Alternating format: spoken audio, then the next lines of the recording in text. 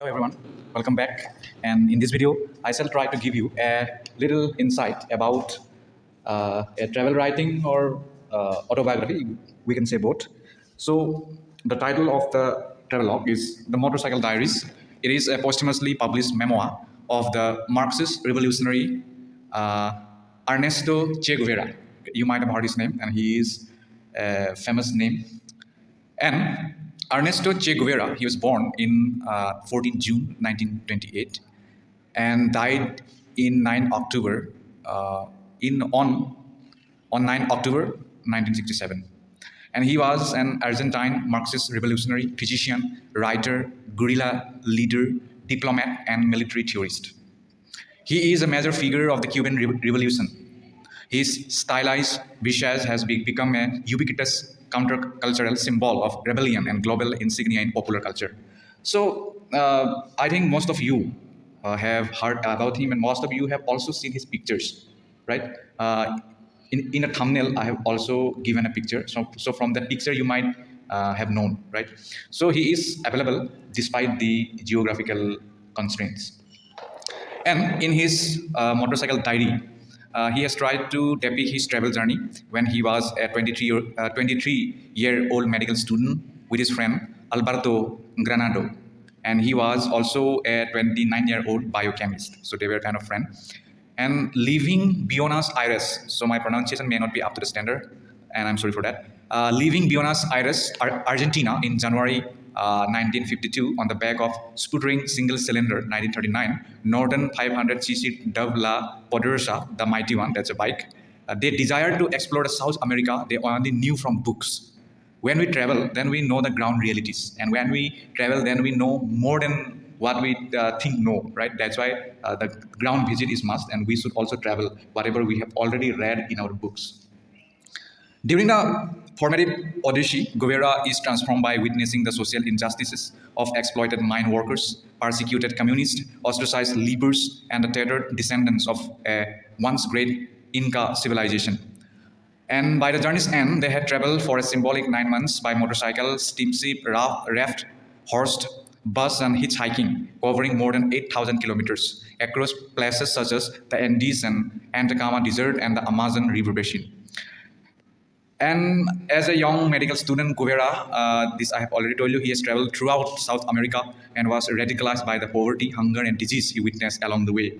His burgeoning desire to help overturn what he saw as the capitalist exploitation of Latin America by the United States prompted his involvement in Guatemala's social reforms under President Jacob Arbenz, whose eventual CIA-assisted overthrow at the behest of the United Fruit Company solidified Guevara's political ideology.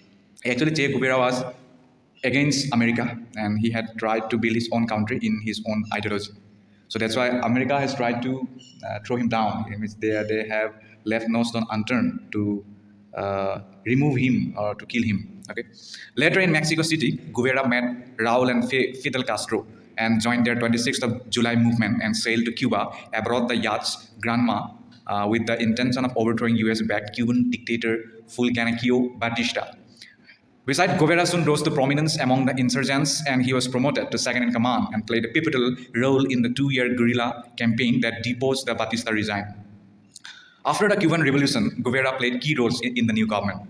This included reviewing the appeals and firing squads for those convicted as war criminals during the revolutionary tribunals, instituting agrarian land reforms as Minister of Industries, helping spearhead and had a successful nationwide literacy campaign, serving as both National Bank President and Instructional Director for Cuba's armed forces, and traversing the globe as a diplomat on behalf of Cuban socialism.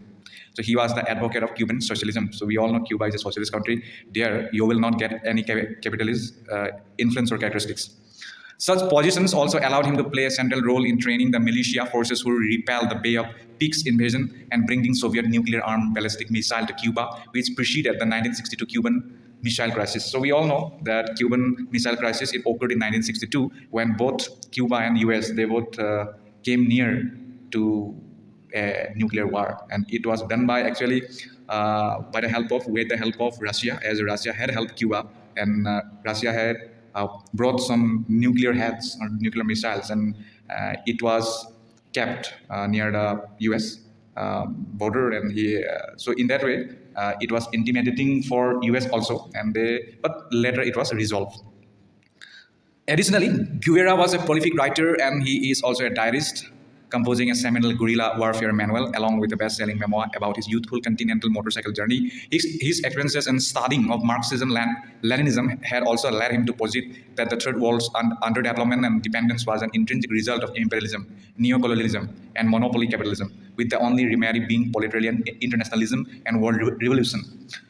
So consequently, Guevara left Cuba in 1965 to foment continental revolutions across both Africa and South America, first unsuccessfully in Congo, Kinshasa, and later in Bolivia, where he was captured by CIA-assisted Bolivian forces and summarily executed. So he was also killed by USA. In January 1965, Ernesto Guevara, 1952, Ernesto Guevara, he was a medical student in Buenos Aires, Argentina. His friend and fellow medical student, Alberto Granado, he had suggested that the two of them should take a motorcycle trip through South America together, and with the ultimate aim of seeing the San Pablo Leper colony in Peru, in which Alberto was professionally interested. And the man repaired Alberto's old motorcycle, which they affectionately and mockingly named La Poderosa. So I have not pronounced into the way I should have pronounced. I'm sorry for that. The Powerful, which means the powerful. And they bid goodbye to their families and set off from Buenos Aires to travel their journey. These two men, they travel for some days and stop in Miramar, Argentina to visit Ernesto's girlfriend, Chichina, and her family. Although he and Alberto were setting out on a youthful adventure, Ernesto found it hard to tear himself away from the comfort and excitement of his romance. But he stayed for 8 days and gave Chichina a dog named Comeback, showing his intention to return to her side, although he never did. And after leaving Chichina and her family, the men crossed into Chile, although they had to stop almost every few days because of La Poderosa's many mechanical failings and accidents. Their frequent stops in rural towns led them to meet people from all walks of life, from the mechanics who fixed the motorcycle to local doctors who took an interest in them and fed them and sheltered them. And they even told local newspapers that they were leprosy experts, although they were really medical students. And consequently, local communities respected and helped them, making for an easy journey. So if you are interested, then you must watch a movie in the same name. Okay, so that through that movie you can visualize how they had traveled. Okay, so that will be quite a experience for you. So I suggest you to watch that movie. And after leaving Chichina and her family, the men crossed into Chile, although they had to stop, or this I have already told you. And in the north of Chile, they visited this is very hard to pronounce, but still I would like to pronounce in my own way, Chuquicamata. Okay, this must be wrong, but still, if you know, then you should improve by yourself. Chuquicamata copper mine, and he was a huge source of wealth for Chile, although not for its working class, which was run by US mining companies. Guevara then he noted how dangerous the work was and asked his guide how many people died since the mine's creation. And this experience led Ernesto to observe the rampant injustice that miners faced and the devastation that capitalist industry controlled by foreign companies could inflict on local communities. While camping, Ernesto met a mining couple who were homeless, having been blacklisted from the mines for their communist beliefs, which were illegal at the time.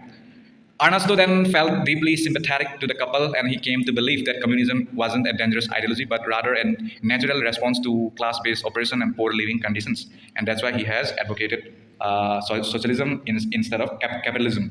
According to them or him, capitalist society cannot be an ideal society for Cuban people. That's why he had rejected or discarded that ideology for his country. And in Peru, La Poderosa finally broke down for good because they now had to hitchhike or work for their passage between cities. The two men spent more time with the working class, especially indigenous farmers and laborers. And Ernesto observes that the Indians faced traditional oppression because of their race, even from Europeans who are barely better off economically. And observing the traditional rituals of indigenous peoples, Ernesto was impressed with the strength and resilience of pre-Columbian cultures in the face of centuries of oppression. Ernesto had also visited Cuzco and Lima, two cities that were important centers of European power and culture, but that also contained the remains of the Inca civilizations that were there before. Ernesto had also visited ruins of fortresses and castles and was deeply moved by their power and sophistication. By examining these series layers of ancient, colonial, and modern architecture and infrastructure, he has also demonstrated the European attempt to suppress indigenous culture by erasing evidence that it once existed.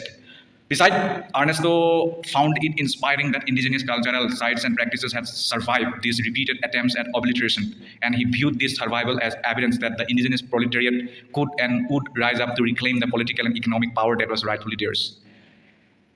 Moreover, in Lima, Ernesto met Hugo Pesci, who was a doctor in charge of the National Leprosy Program. Pesci helped direct Ernesto's exploration of the city, and he eventually sent Ernesto and Alberto to the San Pablo Leper colony deep in the Amazon.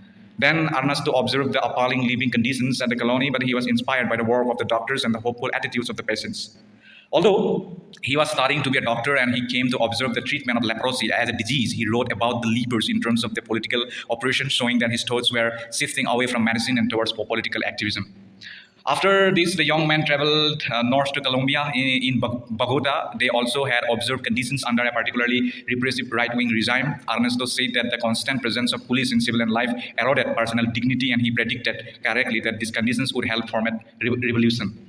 In Caracas, Venezuela, Ernesto and Alberto family separated. Although the trip had changed and inspired both of them, it changed them differently. Alberto began to seriously consider a career as a leprologist, while Ernesto abandoned the medical profession and began to develop a communist ideology. After Alberto's leaving, when Alberto left, Ernesto traveled by himself through rural villages in Venezuela. Here he met an enigmatic European stranger who had fled his own country because of his revolutionary actions. Although Ernesto didn't specify what these were, and now travels around South America waiting for the chance to participate in another movement. The stranger told Ernesto that when revolution came, it would be huge and impersonal, and that the creation of a new proletarian society would require the sacrifice of many lives. Then the prediction has also inspired Ernesto. At this point, he became completely committed not only to communist ideology but also to revolution by violence.